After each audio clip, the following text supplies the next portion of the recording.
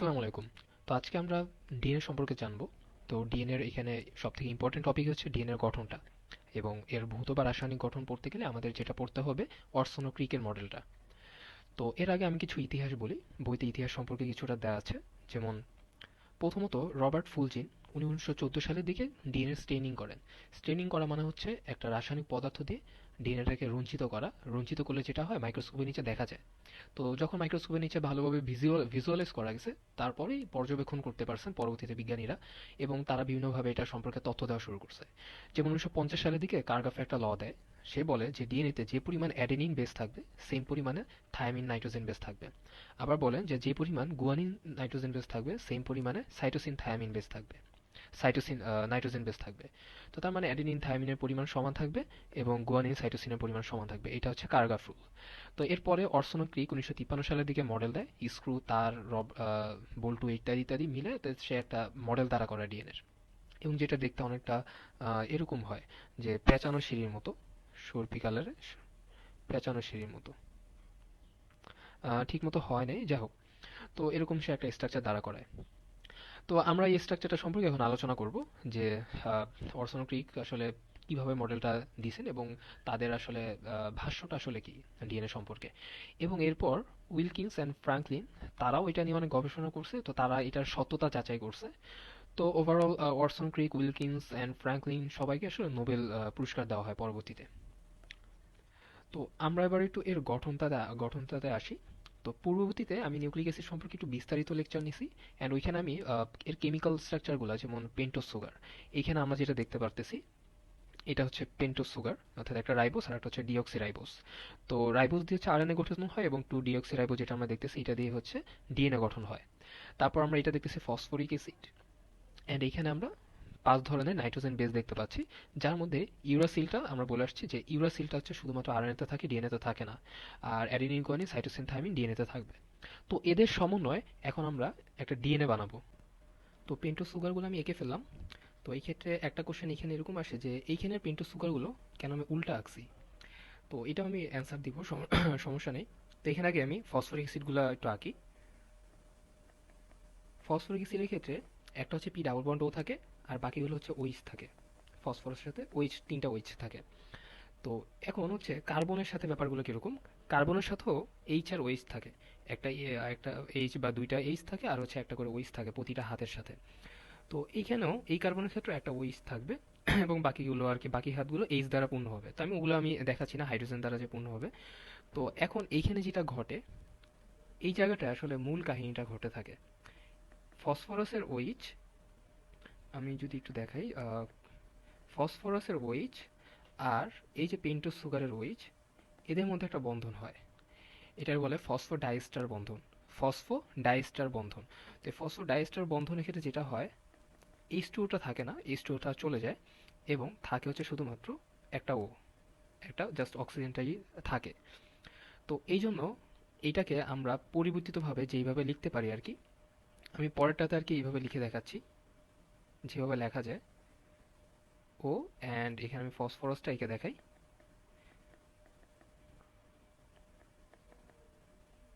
এইভাবে থাকে। তাহলে ফসফরাসের যে একটা ওইচ ছিল, এবং কার্বনের ক্ষেত্রে অর্থাৎ পেন্টোজ সুগারের 5 নাম্বার কার্বনের যে ওইচটা ছিল, তাদের মধ্যে ফসফোডাইএস্টার বন্ধন গঠন হয়েছে, অ্যান্ড এই আমরা দেখতেছি ফসফোডাইএস্টার বন্ধন, এবং এইচ টুও বের হয়ে গেছে।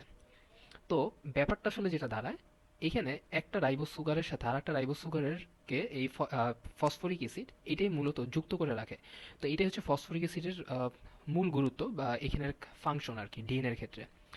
তো কিভাবে যুক্ত রাখে, তো যেমন আমি যদি চিন্তা করি এইখানে যে ফসফরিক অ্যাসিডটা আমি ড্র করছি, এই ফসফরিক অ্যাসিডটা, এইটা আবার এই উপরে যে উপরে যে পেন্টোজ সুগারটা আছে সেটার সাথে আবার যুক্ত থাকবে।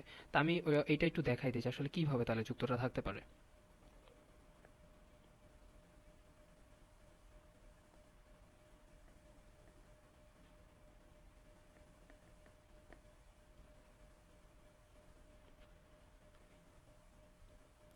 এই যে এরকম, এরকম ভাবে যুক্ত থাকবে। তো এই ক্ষেত্রে কার্বনের ক্ষেত্রে সেম ব্যাপারটাই ঘটবে, ওইখানে যে ওইচটা থাকবে এবং ফসফরাসের ক্ষেত্রে যে ওইচটা থাকবে, সেই ওইচ ওইচ মিলে বিক্রিয়া করে ফসফোডাইএস্টার বন্ধন গঠন করবে, যেখানে শুধুমাত্র ওটা অক্সিজেনটা থাকবে এবং এইচ টুটা বের হয়ে যাবে। তো এইটা হচ্ছে একদম হচ্ছে ডিএনএর স্কেলিটন বলা যায়, বা একদম মূল যে রাসায়নিক গঠনটা সেটা, যে কিভাবে আসলে এরা যুক্ত হচ্ছে। তো এই ক্ষেত্রে আমরা দেখতে পাচ্ছি যে স্ট্র্যান্ডটা অর্থাৎ যে সূত্রটা গঠন হচ্ছে পেন্টোজ সুগার দিয়ে এবং ফসফরিক অ্যাসিড দিয়ে, এবং একটা পেন্টোজ সুগারের সাথে আর একটা পেন্টোজ সুগার কি দ্বারা যুক্ত থাকে, ফসফোডাইএস্টার বন্ধনের মাধ্যমে যুক্ত থাকে আর কি। এবং এই ফসফোডাইএস্টার বন্ধনটা কিভাবে হয়, ফসফরিক অ্যাসিড আর পেন্টোজ সুগারের মাধ্যমে হয়ে থাকে। এখন কথা হচ্ছে তাহলে মাঝখানে এই 1 নম্বর কার্বনটা আমি কেন চিহ্নিতকরণ করতে বললাম, কারণ এই 1 নম্বর কার্বনের এইখানে যুক্ত থাকবে হচ্ছে নাইট্রোজেন বেস। 1 নম্বরটার এখানে থাকবে নাইট্রোজেন বেস। যেমন এখানে নাইট্রোজেন বেস যে কোনোটা থাকতে পারে, অ্যাডেনিন, গুয়ানিন বা যে কোনোটা থাকতে পারে। তো আমি এখানে অ্যাডেনিনটা দিলাম, অ্যাডেনিন নাইট্রোজেন বেস থাকবে। তারপর পরেরটার ক্ষেত্রে আমি দিলাম গুয়ানিন নাইট্রোজেন বেস থাকবে। অন্যটাও থাকতে পারে, সমস্যা নেই। তো এইখানে এইখানে যে অ্যাডেনিন নাইট্রোজেন বেসটা থাকবে, এখানে যদি অ্যাডেনিন নাইট্রোজেন বেস থাকে, আমি একটু শুধুমাত্র এ দিয়ে চিহ্নিতকরণ করে দিই। ধরলাম এখানে হচ্ছে অ্যাডেনিন নাইট্রোজেন বেস আছে এবং এখানে গুয়ানিন নাইট্রোজেন বেস আছে। তাহলে এই ক্ষেত্রে এই যে সূত্রটা আছে, অর্থাৎ আমরা ডান সাইডে যে উল্টা করে যে আঁকছি পেন্টোজ সুগারটা, সেই ক্ষেত্রে অবশ্যই তাহলে কি কি থাকতে হবে, যে থায়ামিন থাকতে হবে, কারণ অ্যাডেনিনের সাথে থায়ামিন ডাবল বন্ধন, দুইটা হাইড্রোজেন বন্ধনের মাধ্যমে যুক্ত থাকে, এবং গুয়ানিনের সাথে সাইটোসিন তিনটা হাইড্রোজেন বন্ধনের মাধ্যমে যুক্ত থাকে। তো এটা আমি একটু উপরে উঠে আনি,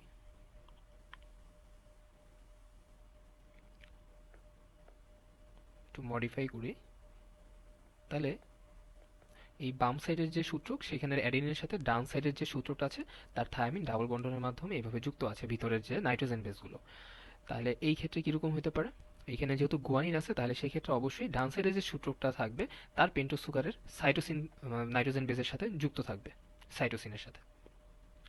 তো এখন এখানে খেয়াল করার কিছু বিষয় আছে।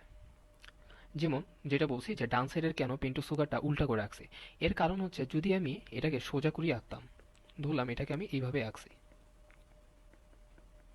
এইভাবে আঁকলে যেটা হতো, এর যে 1 নম্বর কার্বনটা কিন্তু এই সাইডে থাকতো, ডান দিকে, এই সাইডে বাইরের দিকে বের হয়ে থাকতো। তো আমাদের নাইট্রোজেন বেসগুলো সাধারণত 1 নম্বর কার্বনেই যুক্ত হয় একটা পেন্টোজ সুগারের, এটা একটা কথা। এবং নাইট্রোজেন বেসগুলো সাধারণত ডিএনএর ভিতরের দিকে থাকে, ভিতরের সাইডের দিকে। তো বাম সাইডে যে আমরা সূত্রটা দেখতেছি, তার ক্ষেত্রে 1 নম্বর কার্বনের সাথে নাইট্রোজেন বেস যুক্ত হলে সে ভিতরের দিকেই থাকে। কিন্তু ডান সাইডে যে আমরা সূত্র বা দেখতেছি বা পেন্টোজ সুগারগুলো আমরা দেখতেছি, সেটা কিন্তু যদি আমি এইভাবেই রাখতাম, তাহলে কিন্তু এটা 1 নম্বর কার্বনটা বাইরের দিকে থাকতো, তাহলে কিন্তু নাইট্রোজেন বেসের সাথে বন্ধন গঠন হতো না। এই জন্য এটা অবশ্যই উল্টা দিকে হইতে হবে। যদি উল্টা হয়, তাহলে দেখতে পাচ্ছি যে 1 নম্বর কার্বনটা এখন ভিতরের দিকে আছে, তাহলে নাইট্রোজেন বেসগুলো পরস্পর যুক্ত হতে পারবে বন্ধনের মাধ্যমে। তো এটা হচ্ছে মূলত ডিএনএর মূল স্ট্রাকচার। অ্যান্ড এইখানে আমরা শুধুমাত্র ডান সাইডে আমরা জাস্ট এখানে ফসফরিক অ্যাসিডটা এঁকে দিব, কিভাবে আঁকতে পারি এটা তোমরা নিজেরাও প্র্যাকটিস করে দেখতে পারো। তারপর আমি একটু এখানে এঁকে দিচ্ছি, একটা ডাবল বন্ড ও দিয়ে দিব, অ্যান্ড একটা ও এর মাধ্যমে তো এইভাবে যুক্ত হলোই, আর আরেকটা ওইস থাকবে, আরেকটা ওইস ধরলাম ফাঁকাই আছে, সমস্যা নেই। তো এইভাবে আর কি আমরা কার্বনের একদম ডিএনএর যে স্কেলিটন আছে সেটা আমরা এইভাবে ড্র করতে পারি। তো এই ক্ষেত্রে আমাদের তাহলে সামারি যদি আমরা একটু করি, তাহলে আমরা কি কি পেলাম আর কি ওভারঅল ডিএনএর গঠনের ক্ষেত্রে। তাহলে পুরো গঠনটার ক্ষেত্রে আমরা দেখতে পাচ্ছি যে ডিএনএটা কি হয়, দ্বিসূত্রক,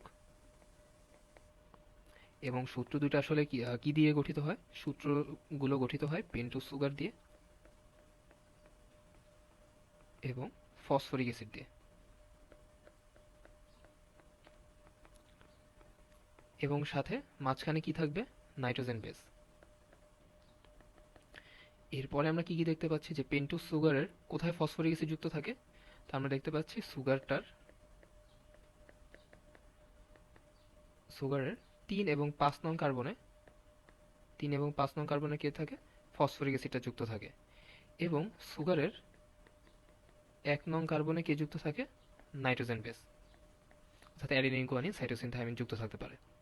তারপর আমরা আরো কি দেখতে পাচ্ছি, যদি আমরা এই সূচকের কথা চিন্তা করি, দেখব এই ক্ষেত্রে সবার উপরের যে এটা আছে, কার্বনটা আছে, সেটা কত নাম্বার কার্বন, 5 নাম্বার কার্বন। উপরের দিকে কার্বনগুলো অলওয়েজ কি হয়, মানে 5 নাম্বার কার্বন। তো এই জন্য এটাকে এইভাবে চিহ্নিতকরণ করা হয় 5 প্রাইম। আর নিচের দিকের কার্বনটা কত, নিচের দিকের হচ্ছে 3 নম্বর কার্বন।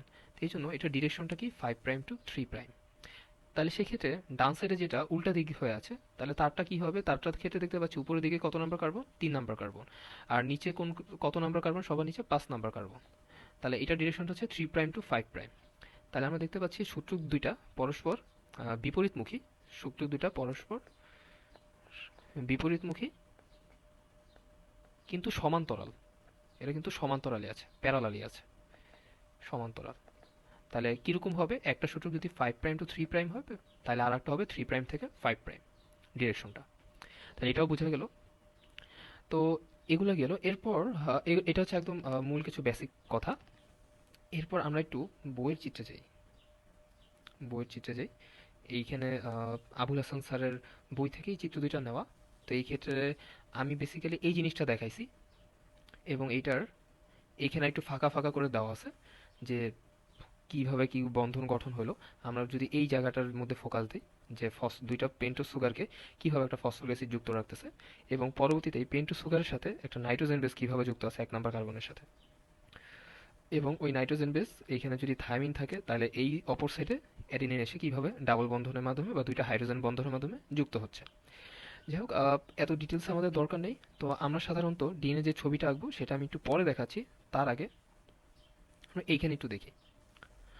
তো এই চিত্রের ক্ষেত্রে আমরা এর কয়েকটা মাপের কথা আমরা বলবো। একটা মাপ হচ্ছে, আমরা ন্যানোমিটার মনে রাখতে পারি, 3.4 ন্যানোমিটার। একটা মেজারমেন্ট হচ্ছে 3.4 ন্যানোমিটার, একটা হচ্ছে 2 ন্যানোমিটার, অ্যান্ড আর একটা হচ্ছে 0.34 ন্যানোমিটার। তো এই ডিস্টেন্সগুলো আসলে কিসের ক্ষেত্রে? তো এইটার ক্ষেত্রে আগে বলি। 2 ন্যানোমিটার, 2 ন্যানোমিটারটা হচ্ছে এই যে আমরা পরস্পর যে দুইটা সূত্রক দেখাইলাম, অর্থাৎ এই একটা সূত্রক অ্যান্ড এই একটা সূত্রক। তো এই যে পরস্পর দুইটা সূত্রক, এরা কিন্তু পরস্পর প্যারালালি থাকতেছে। তো এদের মধ্যবর্তী যে দূরত্বটা, সেটাই হচ্ছে 2 ন্যানোমিটার বা 20 অ্যাংস্ট্রম। এরপর আমরা আর একটা যেটার কথা বলছিলাম, যে 0.34 ন্যানোমিটার। 0.34-এর পরে আসতেছি, অ্যাট ফার্স্ট আসি যে 3.4 ন্যানোমিটার। তো 3.4 ন্যানোমিটারটা আসলে আসলে আসে কিভাবে, সেটা হচ্ছে পুরো একটা প্যাচ থেকে। যেমন আমি যদি একটা ওয়েভ আঁকি, সেক্ষেত্রে কি হয়, এখান থেকে শুরু হয়ে একদম ওয়েভটা যেখান থেকে শুরু হয়েছে সেই বিন্দুতে আসা পর্যন্ত হচ্ছে একটা ওয়েভ আমরা চিন্তা করি, রাইট? তাহলে এটা হচ্ছে অর্ধেক, এটা হচ্ছে অর্ধেক, পুরোটা মিলে একটা ওয়েভ হয়। এই ক্ষেত্রেও সেম। যদি আমি এইটাকে স্টার্টিং পয়েন্ট ধরি, তাহলে পুরো প্যাচটা এইভাবে ঘুরে আবার আগের জায়গায় আসতে, এই পুরাটাকে এই পুরাটাকে হচ্ছে একটা প্যাচ বলা হয় বা একটা ঘূর্ণন বলা হয় এইখানে, এই কেসের ক্ষেত্রে। তো এই পুরো একটা ঘূর্ণন বা প্যাচের দৈর্ঘ্য হচ্ছে 3.4 ন্যানোমিটার। এবং এই একটা প্যাচের মধ্যে এখানে 10টা নিউক্লিওটাইড থাকবে, বা সরি 10টা নাইট্রোজেন বেস থাকবে। এখানে 10টা নাইট্রোজেন বেস। তো 10টা নাইট্রোজেন বেস থাকলে, তাহলে প্রতিটা নাইট্রোজেন বেসের মধ্যে সমদূরত্ব থাকে। অর্থাৎ এরকম যদি প্রত্যেকটা প্যাচের মধ্যে এরকমভাবে নাইট্রোজেন বেসগুলো থাকে এবং নিউক্লিওটাইড গঠন করে, তাহলে প্রত্যেকটা যদি সমদূরত্বে থাকে, তাহলে আমি টোটালটা দূরত্ব বা দৈর্ঘ্য যদি 3.4 ন্যানোমিটার হয়ে থাকে, তাহলে একটা থেকে আরেকটা নিউক্লিওটাইডের বা একটা থেকে আরেকটা নাইট্রোজেন বেসের মধ্যে দূরত্ব কত হবে? 3.4/10। তাহলে কত হবে? 0.34 ন্যানোমিটার। এইটাই হচ্ছে সে আমাদের 0.34 ন্যানোমিটার। এই কথাগুলোই আমাদের অরসন অ্যান্ড ক্রিকের ডাবল হেলিক্স যে মডেলটা আছে, সেই কথাগুলো, এই কথাগুলো এখানে বলা আছে। তাহলে এই পর্যন্তই। অ্যান্ড আমি আর একটা জিনিস একটু দেখাই দিই, যে কিভাবে আসলে আমরা ফিগারটা আঁকবো। এই ফিগারটা আঁকার ক্ষেত্রে আমরা দুইটা পেন্সিল নিব। তো দুইটা পেন্সিল নিয়ে আমি জাস্ট এখানে একটা দিয়ে আঁকাচ্ছি। তো প্রথমত যেটা আমরা করতে পারি, একটা স্ট্রেট লাইন টানতে পারি। এটা আমি একটা ভাইয়ের ইউটিউব ভিডিও থেকে দেখলাম, খুব সুন্দর করে আর কি এইভাবে আঁকা যায়, এবং তোমাদেরকে এটা শিখিয়ে দিচ্ছি। এবং এই একটা টানলাম, আর একটা হচ্ছে আমরা এইভাবে টানবো, এর প্যারালালি আমরা আর একটা টান দিব।